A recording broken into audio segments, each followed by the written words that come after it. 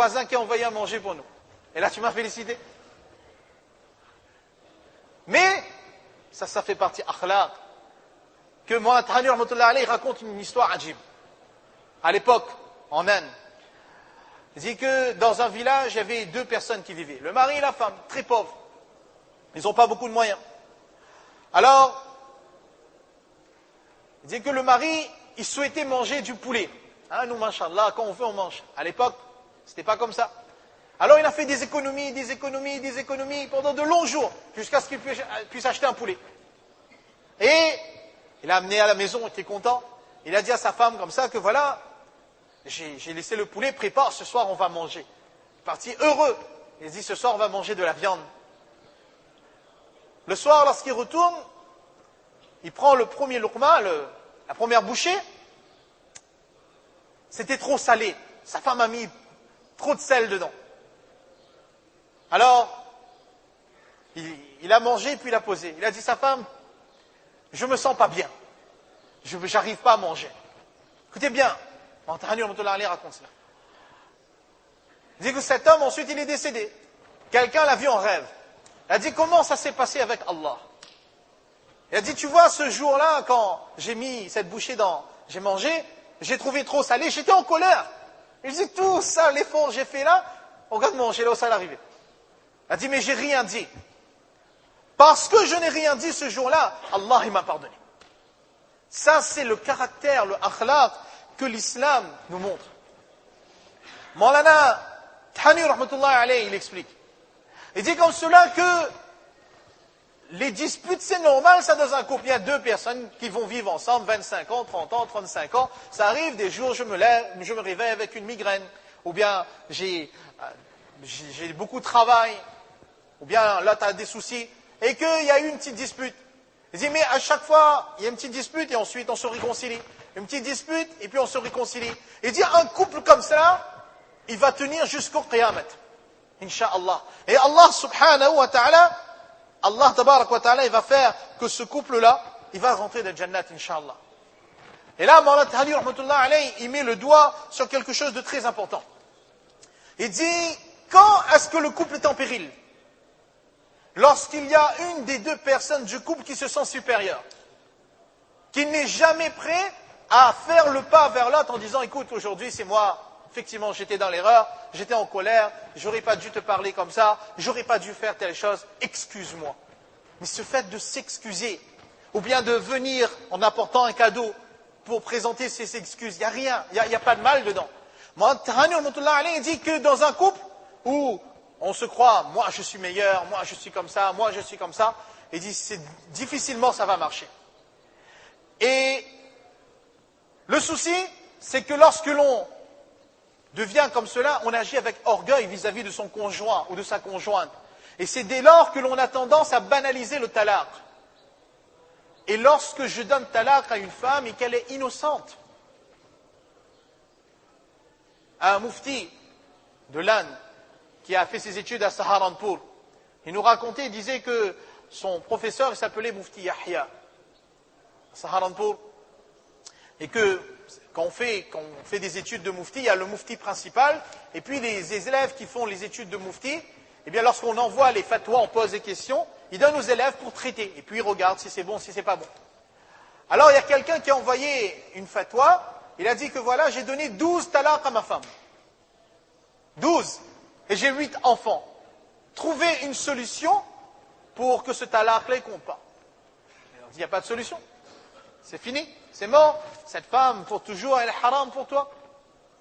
Alors il téléphone le mufti. Il lui a montré 100 roupies. Il lui a dit comme ça, voilà, je te donne 100 roupies, donne-moi une fatwa. Il a dit, mais Sharia, il ne change pas ça. Sharia, on n'achète pas les fatawas, les maslas, etc. Eh bien, quand quelqu'un il donne le talaq à une femme, et que cette femme-là, elle est innocente, en réalité, cette femme-là, elle devient opprimée. Elle devient opprimée. Et le prophète sallallahu alayhi wa sallam, il dit, ittaqi da'wat al-mazloum. Faites attention à la supplication de celui qui est opprimé. Car entre son invocation, entre ses supplications et le rideau, et Allah, il n'y a aucun rideau. Dès qu'il va adresser ses supplications à Allah, Allah subhanahu wa ta'ala, il accepte. combien de femmes, parce qu'il faut bien comprendre que certains hommes nous disent souvent que je me fais trop l'avocat des femmes. Ce n'est pas que je me fais l'avocat des femmes. Mais la différence entre un homme et une femme, c'est que lorsqu'une femme elle vient vivre chez un homme, elle se marie, elle abandonne son père, elle abandonne sa mère, elle abandonne son frère, elle abandonne sa sœur, elle abandonne sa famille, elle abandonne son environnement, elle abandonne certaines fois sa ville, certaines fois elle abandonne son pays. Elle abandonne tout cela pour un homme. Et elle vient vivre avec cet homme, parce qu'elle l'aime. Et si quelqu'un il veut comprendre c'est quoi le talaq, là, vous savez à qui il faut aller le demander? Il faut aller demander au papa de la fille qui a eu talaq. Si vous voulez comprendre c'est quoi le talaq, allez demander au papa d'une fille qui a eu le talaq, c'est quoi talaq?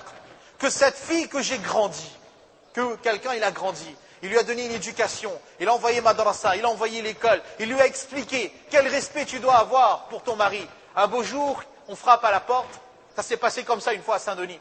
Quelqu'un il est venu, il a amené sa femme, il frappe à la porte, la maman, la belle-mère qui rouvre, elle va accueillir son gendre et il dit à la personne que voilà, reprends ta fille, je lui ai donné 3 talaqs. Qu'est-ce qui se passe dans le cœur à ce moment-là? C'est un cœur? Ce sont des êtres humains? Qu'est-ce qui se passe? Que la moindre querelle qui est arrivée, immédiatement donne talaq. Il y avait une personne qui avait 4 enfants. Il a donné talaq à sa femme. Ensuite, il est venu nous voir en disant, oui, mais j'ai le donné sous le coup de la colère. Et je ne savais pas ce que ça veut dire talaq. Je lui ai dit, mais pourquoi tu n'as pas dit chocolat? Hein? Pourquoi tu as dit le mot? Tu ne connais pas c'est quoi talaq? Pourquoi tu as dit talaq? Talaq, talaq, talaq. Il n'y a que ça qui est passé dans ta tête pour dire? Et aujourd'hui, tu penses que tu as 4 enfants, pourquoi tu n'as pas pensé avant? Non. Le talaq, ça amène vraiment la détresse. Et je dirais même que c'est pire que la mort. Le talaq, c'est pire que la mort. Parce que quand quelqu'un décède là, vous perdez quelqu'un de votre famille. Mais quand on se marie là, ce n'est pas Zulaykha et Youssouf seulement qui se sont mariés. Ou bien, ce n'est pas Imtiyaz et Hasna seulement qui se sont mariés. Mais, c'est quoi? C'est 2 familles qui s'unissent. Ce sont 2 familles qui s'unissent et à cause du talaq, eh bien maintenant il va y avoir de l'animosité, pas seulement entre Youssouf et Zulaykha, mais entre 2 familles. 2 familles qui vont se détester. Et ce n'est pas une perte, mais c'est un rejet. Et le rejet, le sentiment de rejet, se sentir rejeté, c'est vraiment quelque chose de difficile à vivre. Voilà pourquoi, chez nous les musulmans, chez nous les musulmans, on a un modèle exceptionnel. C'est Rasulullah sallallahu alayhi wa sallam. Et Rasulullah sallallahu alayhi wa sallam, il nous enseigne que le meilleur homme, c'est celui qui a le meilleur caractère. Et l'homme qui a le meilleur caractère est celui qui a la meilleure attitude avec son épouse. Il y avait un sahaba, radiyallahu anhu, qui s'appelait Anjasha. Comment un joli nom? Anjasha, radiyallahu anhu. Anjasha, radiyallahu anhu, il faisait ses 5 namazes avec Rasulullah sallallahu alayhi wa sallam. Il restait dans les majlis du prophète sallallahu alayhi wa sallam. Un jour, il a frappé sa femme. Il a frappé sa femme. Et ça s'est connu. C'est arrivé jusqu'aux oreilles de Rasulullah sallallahu alayhi wa sallam. Parce qu'il y a certains hommes qui pensent que, ben oui, chez les musulmans, on a le droit de frapper sa femme. Que quelqu'un m'amène un hadith, un livre de sirat où on montre que le prophète sallallahu alayhi wa sallam, un jour, il a frappé une femme. Que le prophète sallallahu alayhi wa sallam a frappé un enfant. Anas ibn Malik, radiyallahu anhu, il dit, pendant 10 ans, j'ai servi le prophète sallallahu alayhi wa sallam. 10 ans. Jamais le prophète sallallahu alayhi wa sallam m'a dit ouf. Qu'un jour, il m'a envoyé faire une course. En chemin, j'étais encore enfant, j'ai joué. Le prophète sallallahu alayhi wa sallam m'attendait, il est venu, il m'a vu en train de jouer. Il ne m'a pas dit un mot. Lui-même, il a fait la course, il est revenu. Il ne m'a rien dit. Que le prophète sallallahu alayhi wa sallam, jamais, il a levé la main sur Fatima, radiyallahu anha. Qu'un jour, mais le prophète sallallahu alayhi wa sallam était à cheval sur le din, sur le respect des ordres d'Allah subhanahu wa ta'ala. Un jour, une femme, elle a volé. Alors, la règle de l'islam, c'est que l'on coupe la main de la personne lorsqu'elle vole. Alors, les sahaba radiyallahu anhum sont allés voir le prophète sallallahu alayhi wa sallam. Ils ont dit, cette femme-là, elle est de bonne famille, elle est comme ça, elle est comme ci. Est-ce qu'on ne peut pas trouver une autre punition pour elle? le prophète sallallahu alayhi wa sallam a dit, si Fatima binti Muhammad, sallallahu alayhi wa sallam, si Fatima venait à voler, sa main aussi on couperait. Pourtant, le prophète sallallahu alayhi wa sallam, dans l'éducation de sa fille, de ses filles, jamais il l'a frappé. Jamais il n'a frappé ses épouses. Alors, Rasulullah sallallahu alayhi wa sallam, il apprend que Anjasha, radiyallahu ta'ala anha, radiyallahu anhu, il a frappé sa femme. Il le convoque. Il lui dit, mais j'ai appris que tu as frappé ta femme. Il faut bien comprendre, on vit dans une société où quelques temps encore, avant que l'islam n'arrive, on enterrait les filles vivantes. Ce sont les 18e sipara dans Tarawih. Il y a 4 jours de cela, dans le 14e sipara. Ouvrez le Coran, allez voir, Coran en français si vous me... Dans le Coran en français, la moitié sipara, là où il y a le sijda et tilawat. Après, il y a waqala Allahu la tattakhidhu ilahin ithnain. Tournez la page, regardez 3 ou 4 lignes à partir d'en bas. Allah subhanahu wa ta'ala raconte que les Arabes, leur visage s'assombrissait lorsqu'ils apprenaient qu'ils avaient une fille. Et quelle était l'attitude des Arabes. Et ces mêmes Arabes, ils deviennent musulmans. L'islam leur dit, vous n'enterrez plus vos filles vivantes.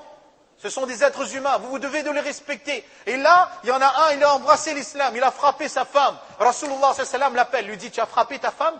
Il dit, oui, ya Rasulullah, parce que c'est un sahaba, il ment pas. Et il dit, j'étais en colère. Le prophète sallallahu alayhi wa sallam, il lui dit, si à ce moment-là, tu te serais contrôlé et tu lui aurais pardonné, Allah subhanahu wa ta'ala t'aurait pardonné tous tes péchés le jour de Qiyamah. Que lorsque ma femme, ça peut arriver, c'est un être humain, elle n'a pas fait correctement quelque chose que j'attendais d'elle. Est-ce que je suis obligé de crier? Est-ce que je me dois de lever la main sur elle? Est-ce que je dois d'aller raconter au monde entier que ma femme est comme ci, ma femme est comme ça? Mais non. Que je respecte l'honneur de mon épouse, que je l'honore, que je l'aime. Que l'amour, ce n'est pas seulement... Pour nous, l'amour, en réalité, aujourd'hui, c'est la période de flirt qui précède le mariage.